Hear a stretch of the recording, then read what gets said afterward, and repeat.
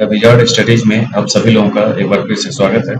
Lebanon की राजधानी Beirut और उसके दक्षिण में इजरायली हमले के बाद, जिसमें कि लगभग 1 दर्जन से ऊपर लोग मारे गए हैं, इस हमले के बाद संयुक्त राष्ट्र सुरक्षा परिषद की आपातकालीन बैठक बुलाई गई। तो आज हम देखेंगे लेबनान कहाँ है और भौगोलिक स्थिति इसकी कैसी है।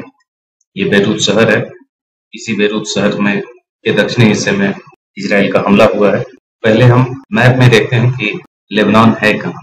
ये लेबनान है और इसके दक्षिणी हिस्से में ये देख रहे हैं कि इजराइल है। इजराइल की सीमा यहाँ से मिल रही है और ये सीरिया है। इसके 3 तरफ से सीरिया ही फैला हुआ है, उत्तर भी पश्चिम भी।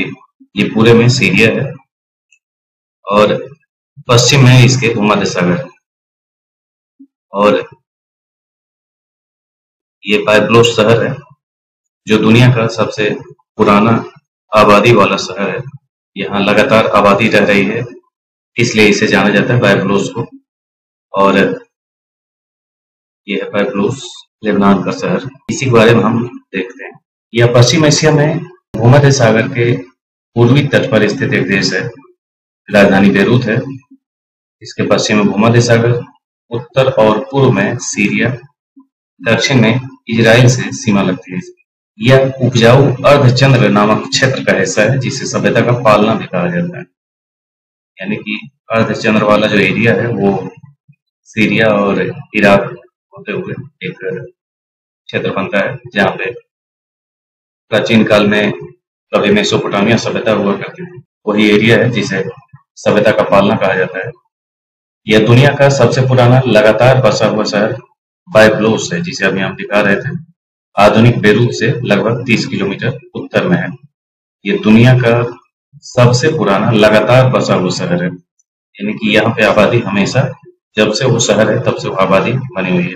लेबनान पर कई प्राचीन साम्राज्यों का शासन था, जिसमें फोनीशियन, मिस्र, हित्ती, बेबीलोनियन, फारसी, ग्रीक और रोमन, ये सब साम्राज्य यहाँ बने और सभी के शासन यहाँ बारी बारी से रहे हैं।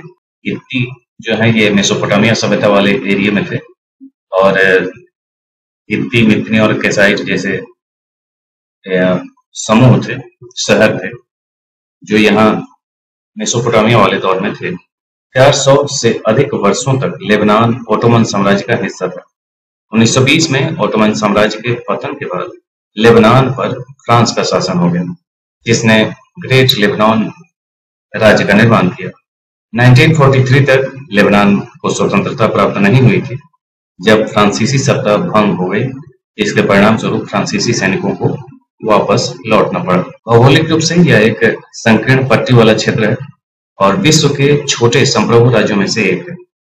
लेबनान पर्वत, जो कि 9,800 फीट ऊंचे हैं, देश के मध्य में फैले हुए हैं। लेबनान पर्वत सीरिया के साथ लेबनान की सीमा बनाता है। 2 पर्वत श्रृंखलाओं के बीच ऊंची उपजाऊ बेका घाटी स्थित है। ये आपको याद रखना चाहिए। बेका घाटी लेबनान में स्थित है। घाटी को लिटानी नदी से पानी मिलता है, जो लेबनान की एकमात्र नदी है जो पूरे वर्ष बहती है। लिटानी नदी लेबनान की है। जलवायु इसकी भूमध्य सागरीय जलवायु है। हल्की गीली सर्दियां गर्म और शुष्क ग्रीष्म काल लाती है। लेबनान में एकात्मक बहुदलीय गणराज्य वाली व्यवस्था है, जिसमें संसदीय प्रणाली वाली सरकार है। संसदीय सीटें ईसाई और मुस्लिमों के बीच समान रूप से विभाजित हैं। यह सांप्रदायिक वितरण सार्वजनिक पदों पर नियुक्ति में भी देखा जा सकता है।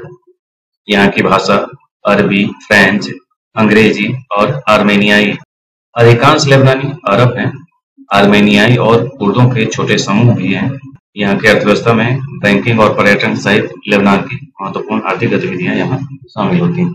यहाँ जो अधिकांश लेबनानी अरब मूल के हैं, यही अरब मूल के ही इजराइल के विवाद की एक समस्या है। जो इजराइल में जो फिलिस्तीनी हैं, जिसको आज हम फिलिस्तीनी के तौर पे अलग से इजराइल वाले हिस्से में ही बांट दे रहे हैं, पहले वो पूरा का पूरा एरिया जो इजराइल और फिलिस्तीन है, वो पूरा फिलिस्तीन के नाम से जाना जाता था। और जब यहूदियों का अपने देश वापस इजराइल में लौटना हुआ, तब आज जो इजराइल है उस पूरे एरिया में यहूदी घेर लिए और फिलिस्तीन को ही वहां किनारे लगा दिए। और आज फिलिस्तीन को अपने ही देश में रहने के लिए लड़ना पड़ रहा है और उन्हीं को, जो अरब मूल के हैं, जो वहां के मूल निवासी हैं, उन्हीं को किनारे कर दिया गया है।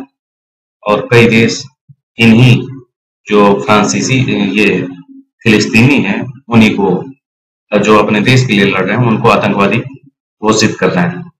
और ये सब इजराइल के समर्थन के कारण हो रहा है, जो इजराइल को अमेरिका समर्थन दे रहा है और अमेरिका के द्वारा फिलिस्तीनियों को आतंकी कहना, और एक बार अमेरिका कह दिया तो दुनिया के बाकी देश उसको आतंकवादी कहने लग जा रहे हैं।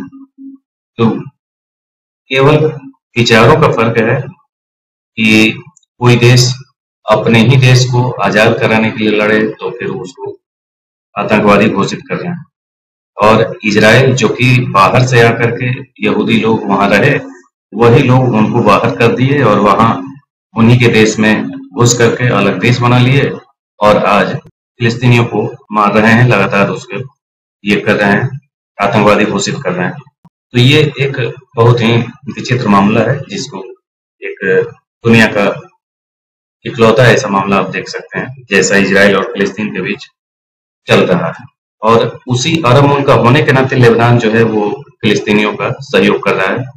तो लेबनान में जो समूह है वो आतंकी समूह कह सकते हैं उनको, क्योंकि वो पड़ोस के जो मुल्क हैं उनको हेल्प कर रहे हैं और उनकी गतिविधियों में हम कह सकते हैं कि वो आतंकवादी संगठन है। लेकिन फिलिस्तीन के मूल निवासी जो अपने लिए लड़ रहे हैं, अपने देश के लिए लड़ रहे हैं, उनको आतंकवादी कहना उचित नहीं। तो ये था आज का लेबनान का मुद्दा।